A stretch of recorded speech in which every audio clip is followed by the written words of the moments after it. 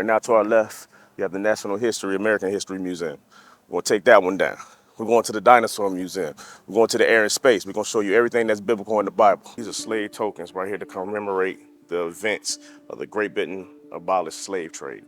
It's the book of Genesis, chapter 1 and verse 24. Go ahead. And God said, let the earth bring forth the living creature after his kind, cattle and creeping thing, and beasts of the earth after his kind. These are the beasts of the earth that we're seeing, what they call dinosaurs. These are the beasts of the earth right here. The elephant, that is not the biggest animal.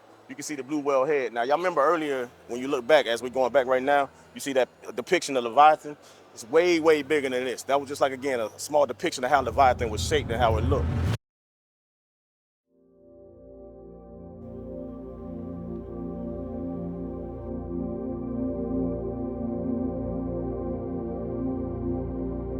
Descriptions of a person. This brother's a dark-skinned man with white woolly hair. You would produce an image. It wouldn't necessarily say the brother might have a different nose, but in the general description, he would be a dark-skinned man with white woolly hair.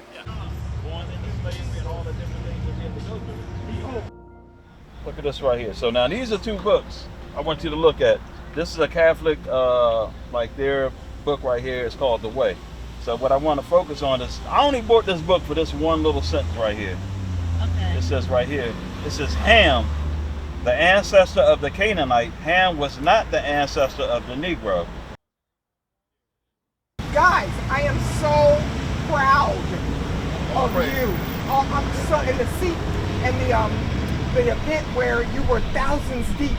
Now, of course, the news, they don't come. No, all these beautiful black men. If I go to Baltimore, if I go to parts of D.C., who's at the bottom in the city? Who the people? What they look like? What they look like? Who's the people that's at the bottom in the cities? Who's in the ghetto? Who's in the hood? Who's in the worst condition? Us. Exactly. Yeah, that's what I'm asking. So it says, the Israelites will be cursed in the city, in hunger, so for your food, and in thirst, your drinks, your water, all everything that we got. And in nakedness, so your clothing. When you look at the back of your clothing, even though it may say, it could be a clothing line, like Yeezy, he had his own, apparel.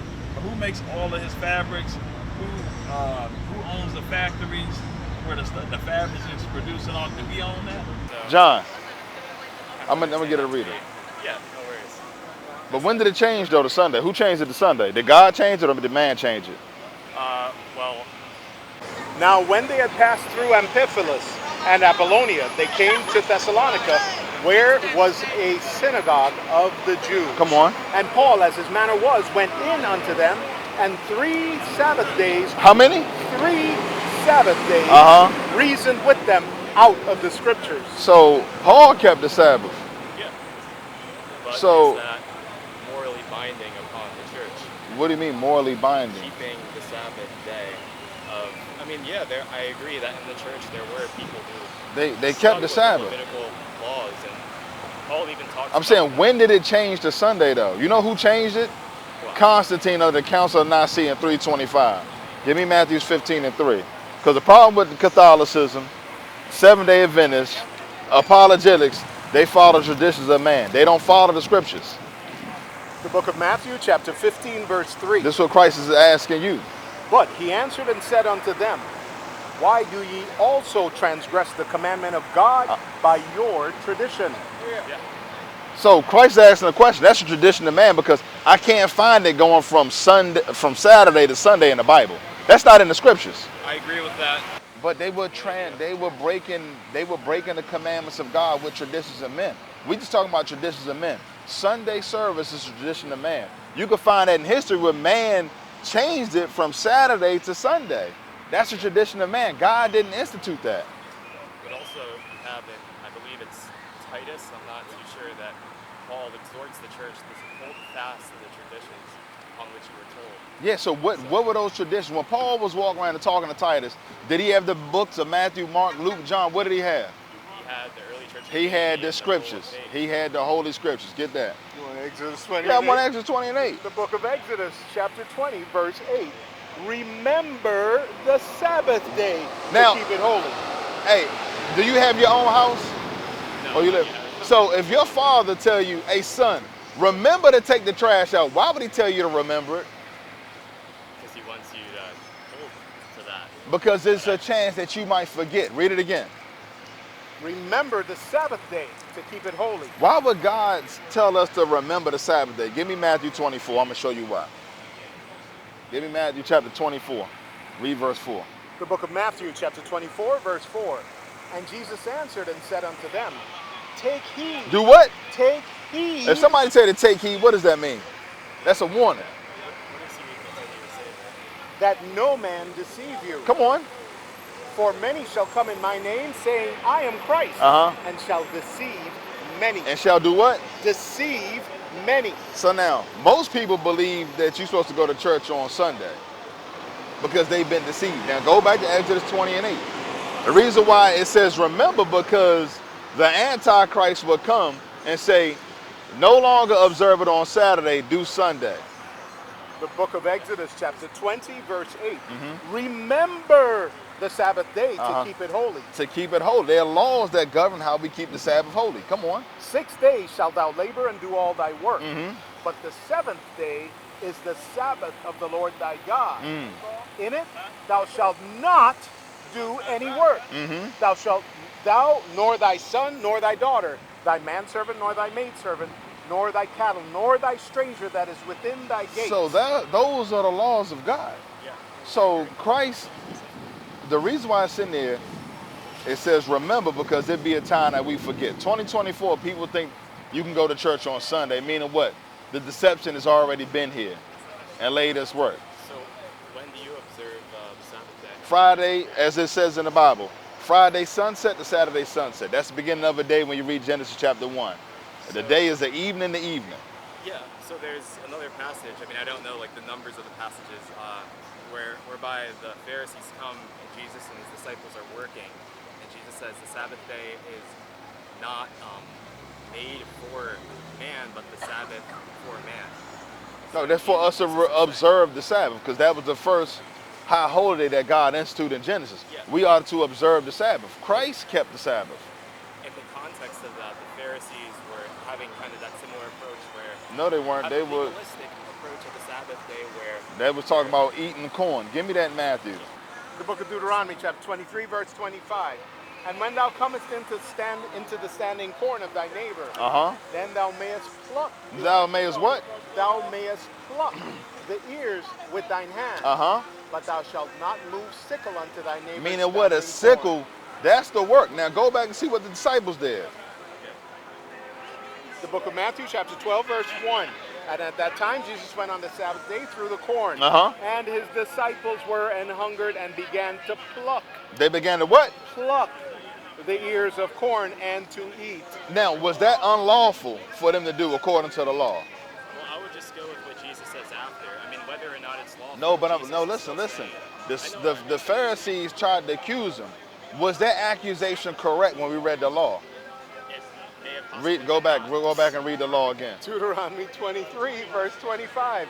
And when thou comest into standing corn of thy neighbor, thou mayest pluck the ears with thine hand, but thou shalt not move a sickle unto thy neighbor's standing corn. Go back. It said you can pluck with your hand, but you can't move a sickle. That's the law. Read this again. And his disciples were an hungered and began to pluck the ears of corn and to eat. Now, was that lawful for them to do that according to the law?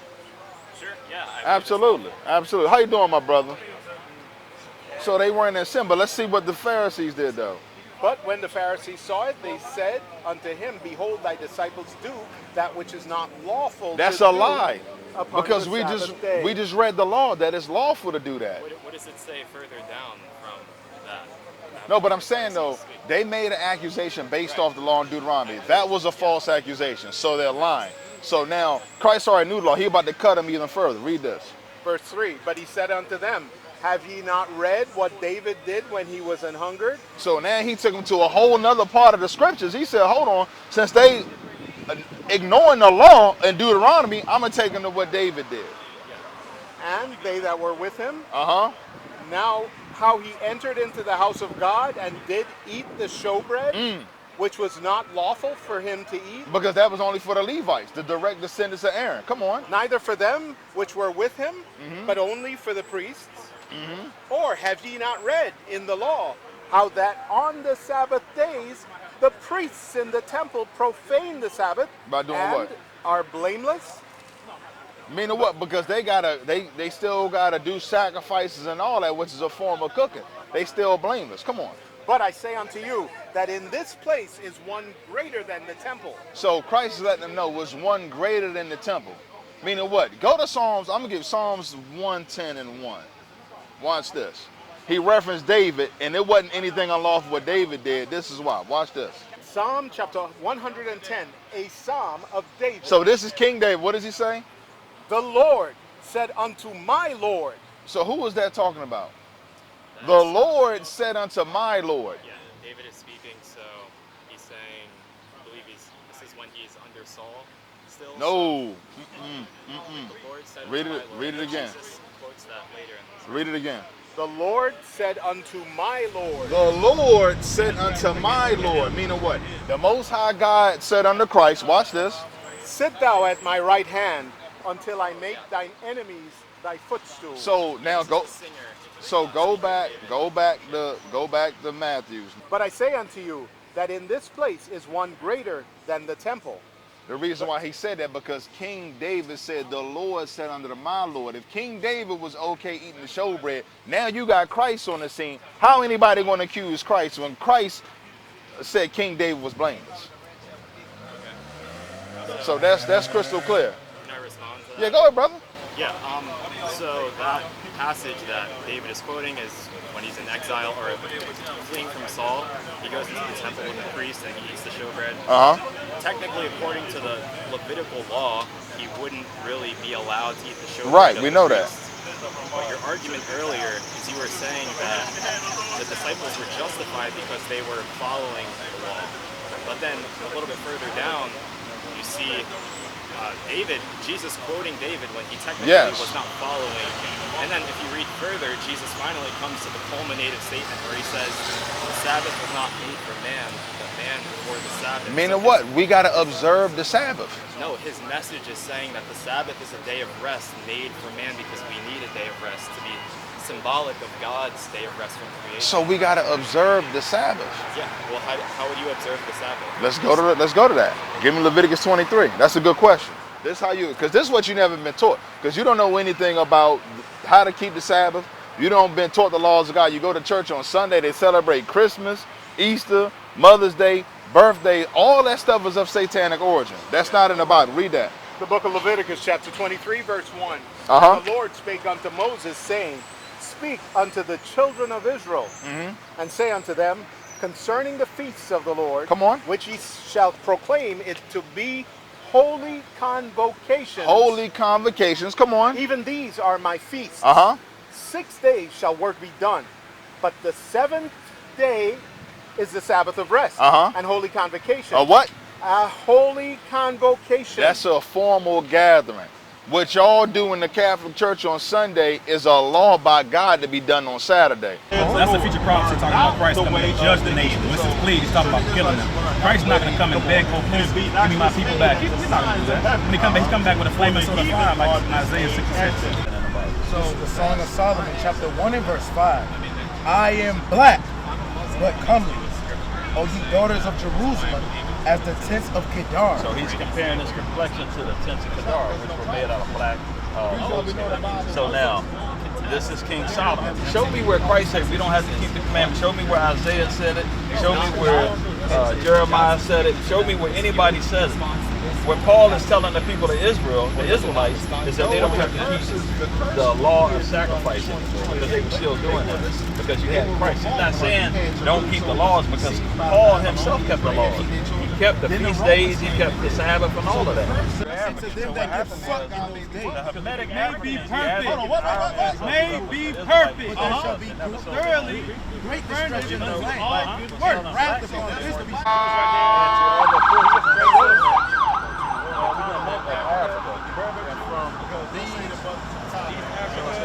These banished And you do not one of the 12 tribes. The black You got brothers and Portuguese, sisters that are scattered as they are called. So, right, my man. Northern Africa. But what part of Africa? People say Japanese men. On me, as the scripture have said, out of his belly shall flow rivers of living water. Meaning truth and understanding. So let's see if the Catholic Church believes on Christ as the scriptures have said. Because remember, the Bible said that he that came in the flesh. So all flesh got color. They say, some people say Christ is translucent. How would they put an invisible man on the cross? But a lot of dumb Christians say that. They look. Watch this though. The book of Revelation, chapter 1, verse 1. Okay, so the revelation of Jesus Christ. What does that mean? The revelation of Jesus Christ. What does that mean? What he revealed in his ministry. Meaning what? The revealing of Jesus Christ. Why would Christ have to be revealed? Verse 2. Who bear record of the word of God and of the testimony of Jesus Christ and all the things that he saw. All the things that he what? That he saw. My brother, you a smart man. What do you see with it? There you go. You got advanced eyes. Yeah, they're not too good. Right. But I'm saying that you got, so you can see clear with them glasses on. Verse 14. Watch this. His head and his hairs were white like wool. So it says his head and his hair. When I'm asking, this is simple. Yeah, Revelation 14. I'm asking, does this description match with Revelation? That's a vision. That's his. No. Verse 10. I was in the spirit on the Lord's day. Meaning he was studying the scriptures. What's the Lord's day? What's the Lord's day? John is a Jew, so he missed Sabbath. So he was studying the scriptures on the Sabbath. Watch this. And heard behind me. And then what? And heard behind me. No, I was asleep. And heard behind me. So if you hear behind you, going to have to turn around and look. He wasn't in a dream, brother. Stop the cap. Come on. And heard behind me a great voice. A what? A great voice. Watch this. And as of a trumpet, saying, I am the Alpha and the Omega, the first and the last. Come on. And what thou seest, what thou what? What thou seest, write in a book. So he wasn't in the dream. How you gonna write in a book in a dream? Brother, stop lying. Come on. You said it was a vision. You said it was a vision. No, he was studying the scriptures. He at the table studying the scriptures on the Sabbath day, and he heard a voice behind him. Yeah, I agree. Bro, then he told him, bro, what you seeing right now, write the book. How many years later is he seeing Christ? 60 years later. So he ain't seen Christ in 60 years. So we understand. Right, who's the Son of Man? You don't know if that's his transfigured body, because he is resurrected. Bro, read it again. And in the midst of the 7 candlesticks, one like unto the Son of Man. The reason why he said like unto the Son of Man, he's going to describe what? Clothed with a garment down to the foot. Jump down to verse 14. Verse 14. His head and his hairs were white like wool. Because when Christ walked the earth with him, he didn't have white woolly hair. His hair looked, it was dark. That's why he had to be identified by the Romans with a kiss. Because all the disciples looked the same. They didn't know exactly what Christ looked like. So he didn't have white woolly hair. That's why he said one like the Son of Man, because he got white woolly hair now. Read it again for the brother. His head and his hairs were white like wool. So yes, this is Christ in his immortal body. But now the only difference is that his hair is white wool. If ye believe not his writings, how shall ye believe my words? I'm not saying I don't believe in what Moses wrote. I believe in what Moses wrote. It's not, Catholics aren't saying we don't believe in Moses. But y'all don't do anything that Moses commanded. Yes, well, I guess back to our discussion about how that's all that you're following. You're not following, for one, you're not following anything. So you follow Christ, right? Yes. Read that. The book of Matthew, chapter 4, verse 4. But he answered and said, it is written, men shall not live by bread alone, but by every word that proceedeth out of the mouth of God. So that's the whole Bible. So now, when the Bible says don't celebrate Christmas, You're born into it. are we supposed to believe that or not? What did Christ just say? Read it again. But by every word that proceedeth out of the mouth of God. So now we just read Jeremiah as a prophet of God, right? God put his words in Jeremiah's mouth. Jeremiah said, don't celebrate Christmas. So I'm asking you. That custom is called Christmas today. That's what it's called. I mean, yeah, I read Jeremiah this morning. I'm saying that.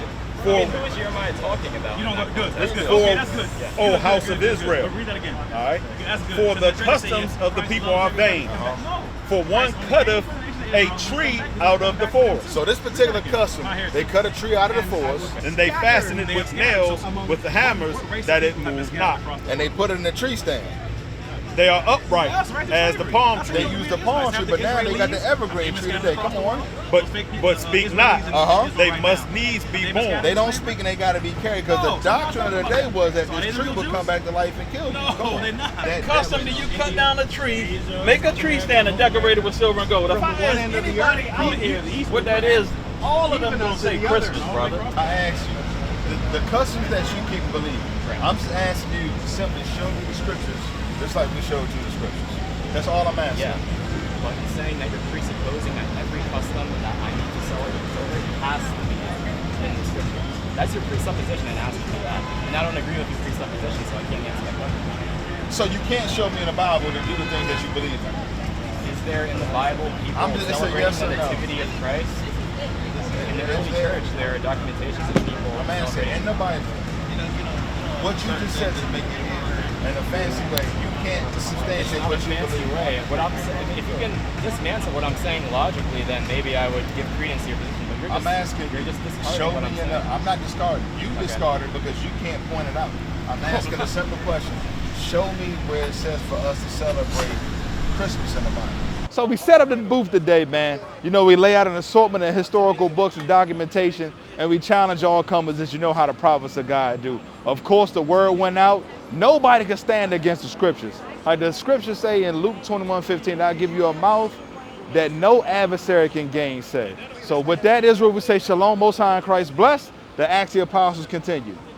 We used to scream black power while Heron was pushed. But at the end of the day, nothing's in vain. IUIC has been given a vision. The tents of Judah has risen. Many has attempted the mission. Minor murmuring, omitting, and missing the mark. Just reading that he had the flame of fire in his eyes gave us the spark. We on Paul's mission. We out on the road, purple and gold. From Mexico, Cuba, Haiti, Ghana, Sierra Leone. 144,000 boots banging, concrete crackling. These are our men repented at heart. The scriptures is proof. IUIC, we deliver the truth.